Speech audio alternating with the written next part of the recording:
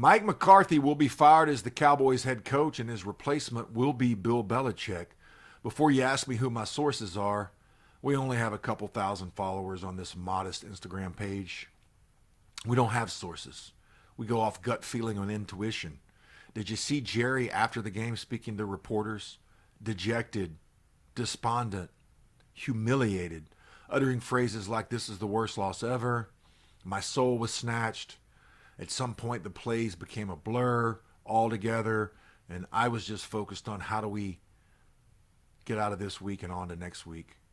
You're gone, Mike. 12 regular season wins, 3 years in a row, great for a resume, but those aren't the wins that Jerry coveted most.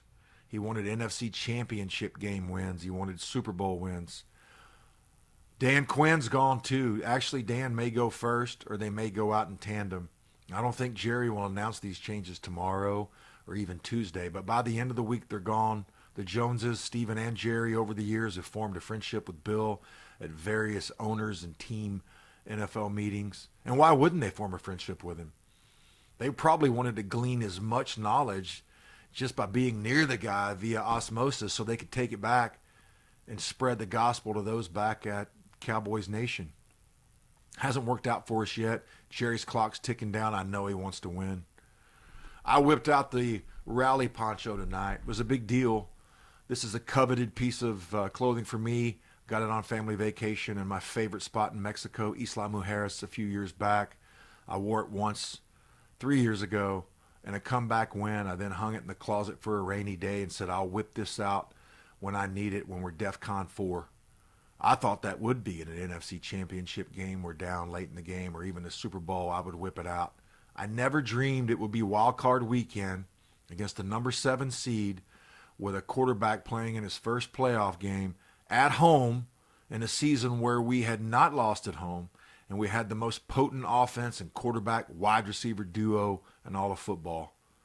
Our defense has had trouble stopping the run all season, all the way back to Arizona.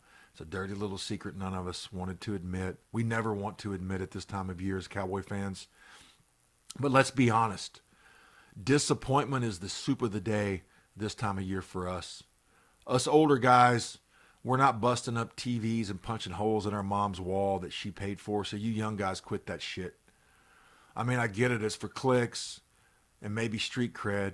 You know how many clicks I could get if I took a 9-iron to my Luca mosaic back here and made of Rubik's Cubes? But I have a little more decorum than that, just a little. And that thing was pricey too, and I want to auction it off one day. So quit the crap. You don't have any barometer to be pissed off about. The Cowboys have not been that good since you were born, if you were 25 or so. There's always next year, and we'll see what Bill brings to the table. Stay warm, Dallas, and Texas for that matter. We're having obviously snowy weather, which is rare for us.